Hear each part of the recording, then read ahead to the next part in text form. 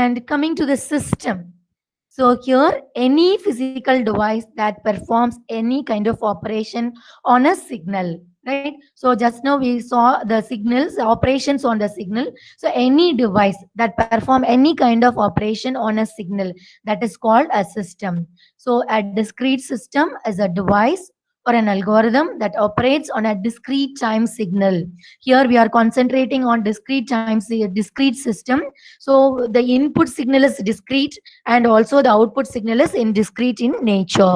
So a system is a device or an algorithm that operates on a discrete time signal x of n according to some well-defined rule. We can have any rule over here depending upon our application to produce another discrete time signal y of n. So y of n is equal to t of x of n. So x of n is our input signal and y of n is our output signal, and t is the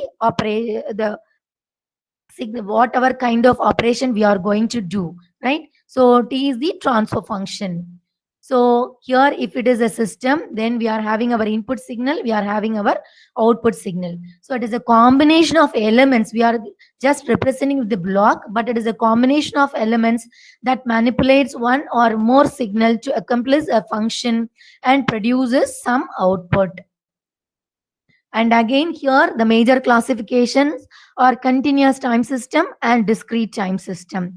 If you are dealing with the continuous time system, then both input and output signals are continuous in nature.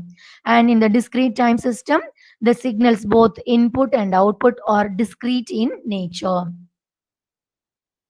And both the continuous time system and discrete time system are further classified as static system, dynamic system, linear and non-linear system, causal and non-causal system, time variant and time invariant system, stable and unstable system.